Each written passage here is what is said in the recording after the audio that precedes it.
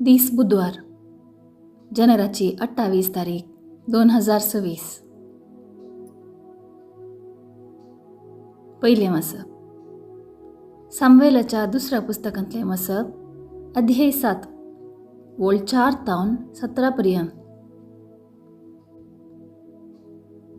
पूण ते राती सर्वेस्पराचें उतर नातानाक आयलें. वोस आनी म्हज्या सेवका दाविदाक सांग. सर्वेस्पर अशें म्हणटा, म्हाका रावूंक तूं एक घर बांदूंक सोदताय? हांवें इस्रायलितांक इजिप्तांतली भायर काडली त्या दिसा तावन आज पर्यंत हांव केन्नाच एका घरांत रावूंक ना. बगार एका तंबांत रावून हांव भोंवत आसां. हांव इस्रायलितां सोवें सर्व जाग्यांनी भोंवतलों तेन्ना म्हजे परजे इस्रायलाक गवळ्या बरी सोलोवंक हांवें नेमलेल्या न्यायकर्ता मदल्या कोणा कडेन हांवें केन्ना तरी अशें विचारलां? देवदार रुखाचें मंदीर म्हाका तुमी कित्याक बांदूंक ना? देखून आतां म्हज्या सेवका दाविदाक अशें सांग. दळबरांचो सर्वेस्पर अशें म्हणटा, तूं सरोवाच्या मैदानार बकऱ्या फाटल्यान वेतालोय तेन्ना हांवें तुका म्हजे परजे इस्रायलाचो फुडारी करूंक थंयचो काडून हाडलो.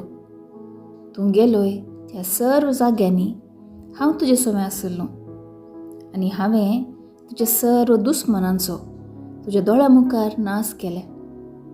पृथ्वेच्या महान पुरुशांच्या नांवा परी हांव तुजें नांव प्रसिद्ध करतलो.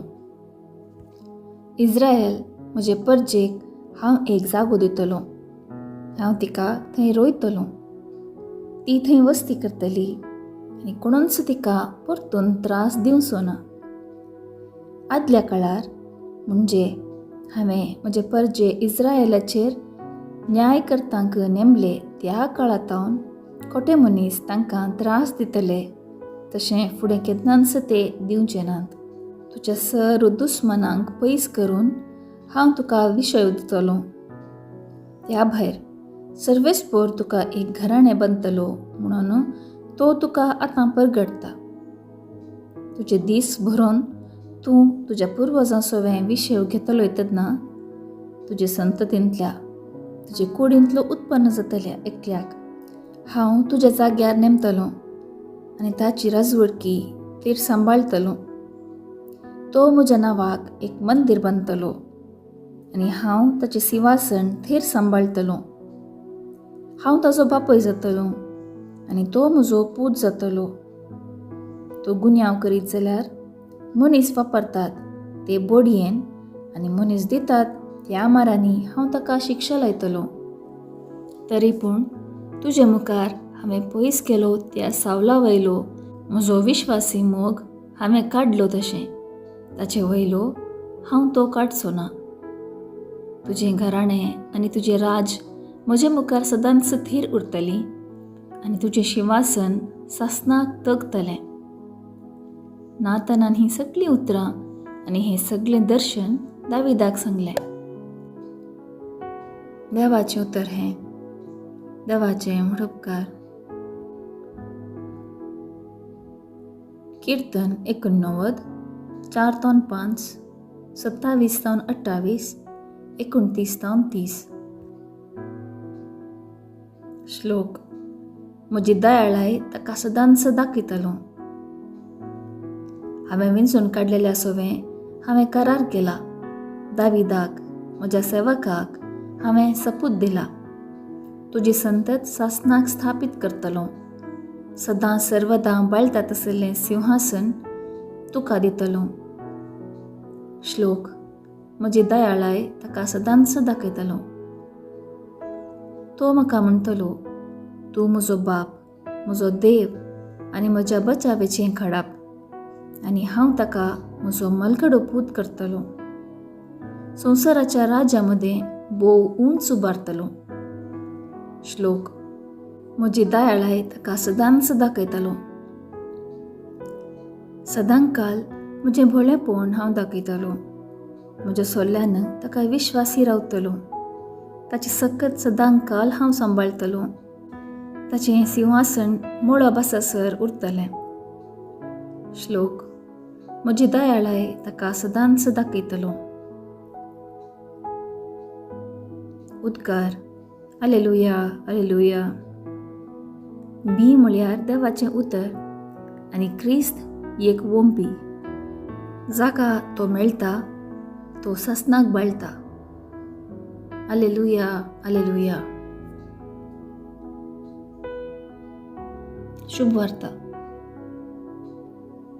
मार्का प्रमाणे जेजू क्रिस्ताची शुभ वार्ता अध्याय 4 वळ 1 ते 20 पर्यंत.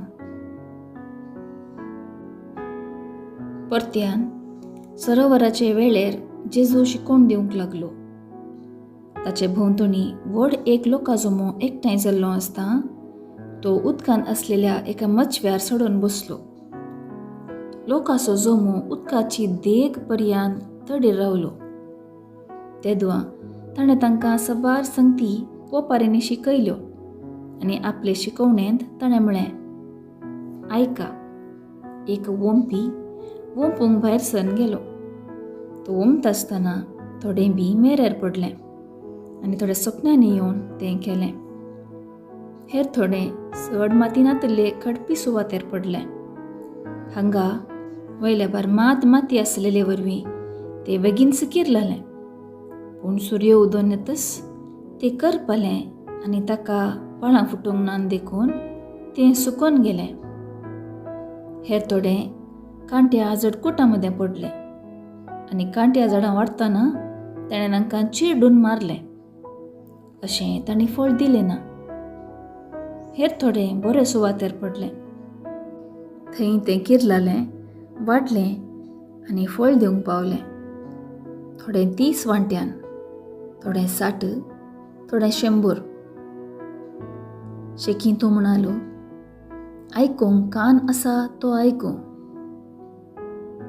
उपरांत जेजू एकलोच आसतना 12 जाणां सोवें ताच्या सांगात आसल्यांनी त्या ओपारीचो विवर कितें म्हणून विचारलें. जेजून तांकां जाप दिली, देवाच्या राज्याचो घुट तुमकां उक्तो केला. पूण कोण भायर आसात तांकां सगळी शिकोवण ओपारींनी दिल्या. अशें तांणी पळयल्यारय तांकां दिसचें ना, तांणी आयकल्यारय तांकां समजोवचें ना. नांतर म्हजे थंय तीं पाटी परततीं आनी तांच्या पातकांचें भोगसणें जोडटीं. उपरांत जेजून तांचे लागीं म्हळें, हे ओपारीचो अर्थ तुमकां समजना मो? कशें तर असल्यो हेर सर्व ओपारी तुमी समजतल्यात? वोंपी कितें वोंपता तें देवाचें उतर. मेरेर पडलेल्या बिया बरीं जावन आसात ते हे. तांणी उतर आयकतच सैतान येता आनी तांच्या अंतस्करणांत वोंपलां तें तो काण व्हरता. तशेंच खडपी सुवातेर पडलेल्या बिया बरीं जावन आसात ते हे. देवाचें उतर आयकतच ते संतोशान घेतात ते. पूण तांचे तें पाळ रोमनातले वरवीं थोड्याच काळाक तें बाळटा. उतरां बसत कस दगदनी उठत जाल्यार ते घडयेन थंडळटात. कांट्या झाडांमध्ये पडलेल्या बिया बरी आसात ते हे. ते देवाचें उतर आयकतात, पूण संवसाराच्या राटावळींनी आनी धनाचे भुलीन आनी स्वार्थान देवाचें उतर तांचे थंय चिरडता आनी फळां विण जाता. शेकी बरे धरणीर पडलेल्या बिया बरीं जावन आसात ते हे. ते देवाचें उतर आयकून ते मानून घेतात आनी फळ दितात. एकलो 30 वांट्यांनी, एकलो 60 आनी एकलो 100. देवाचें उतर हें. वाखाणी तुका क्रिस्ता. नियाळ. जेजू ओपारींद्वारी लोकांक देवाच्या राज्या विशयान शिकोवन दितालो. दिसपट्ट्या जिविताच्यो संगती वापरून तो विवरिता. दाखल्याक बी, माती, पावस, मीठ, सूर्यो, लुवण इत्यादी. जेजूच्या ओपारी पैकी वोंपियाची ओपार सबाराच्या जिविताक ताळ पडची तसली आनी समसोंग सिलीस कृषी क्षेत्रांत वावर करतल्यांक हे वापारीचे हर एक शब्द भोव लागशिल्ल्यान समजता. जशें वंपुल्लें बी बरें सुवातेर पडिल्ले खरीत फळ दिवंक शकना, तशेंच देवाचें उतर उक्त्या मनान आनी नितळ काळजान स्विकार केल्ल्या शिवाय बदलावण हाडूंक शकना. खडपात आसलें काळीज, कांट्या जडकुटांत आसलेलीं नकारात्मक चिंतनां, मेरेत आसलो अशीर मनोभाव देवाच्या उतराक किर्लोवंक आनी वाडोवंक आडखळ जातात. जेजू पयलेंच विवरण दिना, बगार वपारींनी सांगिल्लें दिसपट्ट्या जिविताच्या अनुभवाचेर समजून लिसांव जोण घेवंक शिकयता. जेजू लोकांक सर्गीच्या राज्याक संबंध आसा तें सोदूंक उलो दिता. वपारींनी आयकल्लें तें लोकांन विचार करून समजूंक आनी त्या प्रमाणे जीवन मांडून हाडूंक उलो दिता. जिविताचो अर्थ सोदूंक प्रेरण दिता.